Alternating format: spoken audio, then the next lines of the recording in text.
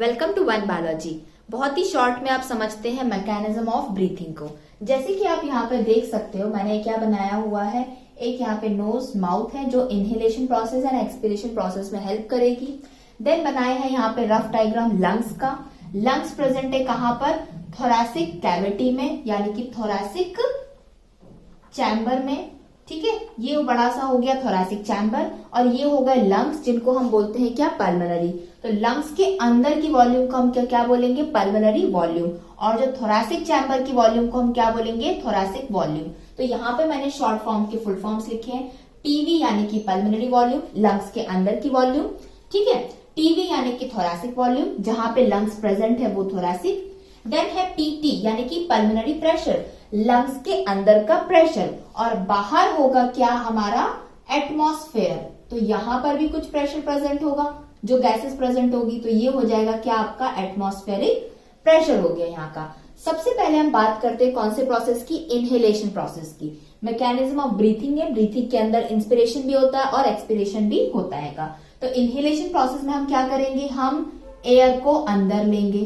ठीक है, एयर के साथ में कौन चला गया, ऑक्सीजन चला गया। तो इनहेलेशन प्रोसेस करने के लिए, यानी कि बाहर से एयर को अंदर आने के लिए क्या करना होगा, एक ग्रेडियंट फॉर्म करना पड़ेगा, डिफरेंस फॉर्म करना पड़ेगा। जब बाहर का एटमॉस्फेरिक प्रेशर ज्यादा होगा और अंदर पल्मोनरी प्रेशर, यहां पर पल्मोनरी प्रेशर कम होगा, तभी ये बाहर से जो ऑक्सीजन है या एयर है वो अंदर आएगी, यहां पर ये कम होगा। और एक्सपिरेशन प्रोसेस के अंदर पल्मोनरी प्रेशर ज्यादा होगा तभी, और बाहर एटमॉस्फेरिक प्रेशर कम होगा तो ये बाहर जाएगी। सबसे पहले बात करते हैं किसकी, इनहेलेशन प्रोसेस के अंदर। इनहेलेशन प्रोसेस में क्या होता है, थोरैसिक चैम्बर के अंदर जो थोरैसिक वॉल्यूम है वो बढ़ जाती है। तो यहाँ पर क्या हो जाएगा, थोरैसिक वॉल्यूम बढ़ जाएगी। थोरैसिक वॉल्यूम बढ़ेगी तो लंग्स की वॉल्यूम क्या हो जाएगी, बढ़ जाएगी। तो यहाँ पर पल्मोनरी वॉल्यूम भी क्या हो जाएगी, बढ़ जाएगी। जैसे ही पल्मोनरी वॉल्यूम बढ़ेगी तो अंदर के प्रेशर का क्या होगा, pressure always inversely proportional to V, यानी कि वॉल्यूम।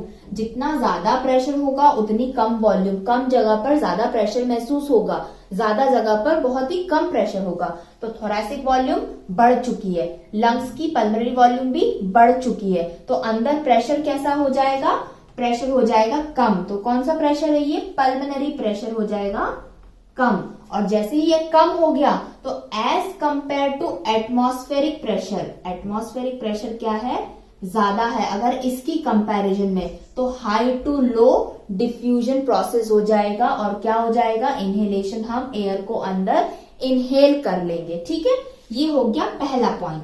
अब बात करते हैं कौन सी, दूसरे पॉइंट की, यानी कि एक्सपायरेशन प्रोसेस में हमको बाहर निकालना है। तो क्या हो जाएगा, जो थोरैसिक वॉल्यूम है, थोरैसिक चैम्बर की वो वॉल्यूम क्या हो जाएगी, कम हो जाएगी। तो यहां लिख देती हूँ थोरैसिक वॉल्यूम कम हो गई। थोरैसिक वॉल्यूम कम हो गई तो लंग्स की वॉल्यूम भी क्या हो जाएगी, कम हो जाएगी। तो यहाँ पे पल्मोनरी वॉल्यूम भी क्या हो गई, कम हो गई। और वॉल्यूम कम होगी तो प्रेशर का क्या होगा, पल्मोनरी प्रेशर क्या होगा, इनवर्सली प्रोपोर्शनल है। वॉल्यूम यहाँ पे कम हो गई है तो प्रेशर क्या हो जाएगा, बढ़ जाएगा। तो पल्मोनरी प्रेशर हो जाएगा बहुत ज्यादा as compare to atmospheric pressure के।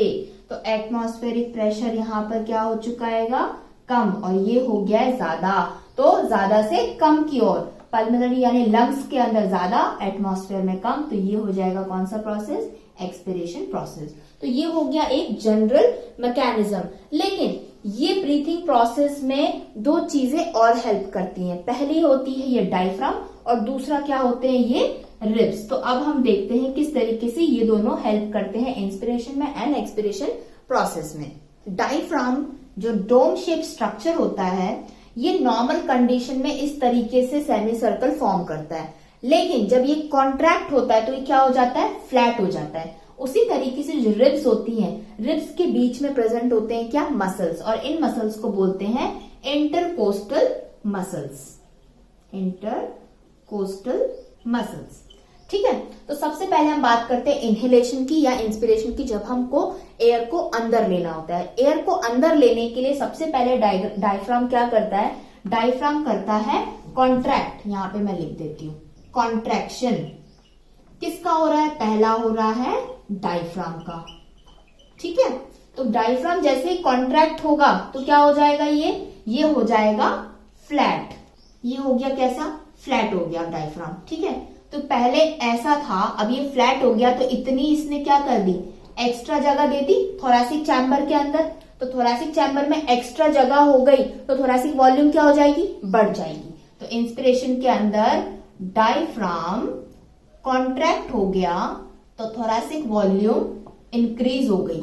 थोरैसिक वॉल्यूम इंक्रीज हो गई, यहां पे समझ में आया इंक्रीज क्यों हुई, क्योंकि ये पहले ऐसा था, इतनी जगह इसने ले रखी थी, अब ये फ्लैट हो गया तो इतनी जगह दे दी। इतनी सी जगह से भी थोरैसिक वॉल्यूम क्या हो जाती है, बढ़ जाती है। थोरैसिक वॉल्यूम बढ़ गई तो लंग्स की वॉल्यूम भी बढ़ जाएगी। तो क्या हो गई, पल्मोनरी वॉल्यूम भी इंक्रीज हो गई। पल्मोनरी वॉल्यूम इंक्रीज हो गई है। अब देखो यहां पर ही लंग्स बाहर की तरफ मूव कर रहे हैं, तो आपने ये ध्यान दिया कि यहाँ पे रिब्स प्रेजेंट है, हड्डियां प्रेजेंट है, क्या इसके ऊपर प्रेशर नहीं पड़ेगा, पड़ेगा।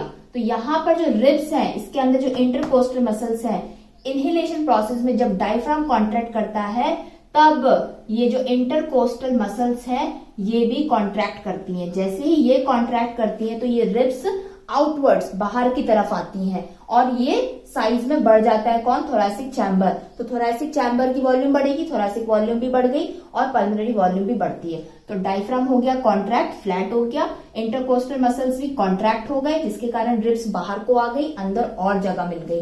तो टीवी बढ़ गया, पीवी बढ़ गया, जिससे प्रेशर क्या होगा, कम हो जाएगा। वॉल्यूम बढ़ गई है तो पल्मोनरी प्रेशर हो गया क्या, कम। अब अंदर हो गया कम, एटमॉस्फेयर का ज्यादा, तो इनहेलेशन प्रोसेस हो जाएगी। और यहां पर मैं लिख देती हूं एटमॉस्फेरिक प्रेशर क्या हो जाएगा, ज्यादा। तो ये एक पॉइंट हो गया किसका, इनहेलेशन का। सेम उसी तरीके से एक्सहेलेशन प्रोसेस या एक्सपीरेशन प्रोसेस के अंदर क्या होता है, जो डायफ्राम था ये अब नॉर्मल कंडीशन में आ जाएगा। अब ये कॉन्ट्रैक्ट नहीं होगा, रिलैक्स हो जाएगा। तो ये रिलैक्स होगा तो कैसा हो जाएगा, कुछ ऐसा हो जाएगा। ठीक है, तो एक्सहेलेशन प्रोसेस के अंदर क्या होता है, जो डायफ्राम है, यहां पे मैं डाई लिख दे रही हूंगी, ये क्या हो जाता है, रिलैक्स हो जाता है। और साथ ही साथ कौन रिलैक्स हो जाते हैं, ये इंटरकोस्टल मसल्स भी क्या हो जाते हैं, रिलैक्स हो जाते हैं। जैसे ये दोनों रिलैक्स होते हैं, ये इस तरीके से हो गया तो इसने क्या कर दिया, थोरैसिक चैम्बर को कम कर दिया, थोरैसिक वॉल्यूम को कम कर दिया। तो यहां पर हो गई थोरैसिक वॉल्यूम कम, थोरैसिक वॉल्यूम कम हो गई तो लंग्स की वॉल्यूम भी कम हो गई, पल्मोनरी वॉल्यूम कम, पल्मोनरी वॉल्यूम कम हो गई तो प्रेशर बढ़ जाएगा। तो यहां पर पल्मोनरी प्रेशर हो गया increase as compare to atmospheric pressure. ये हो गया कम और ये हो गया बहुत ज्यादा। तो सिंपल है, हाई टू लो जाएगा, पल्मोनरी प्रेशर अंदर ज्यादा है, यहां कम है, तो यहां से बाहर एक्सहेलेशन प्रोसेस रहेगा। तो इस तरीके से क्या हो गया आपका मैकेनिज्म ऑफ ब्रीथिंग।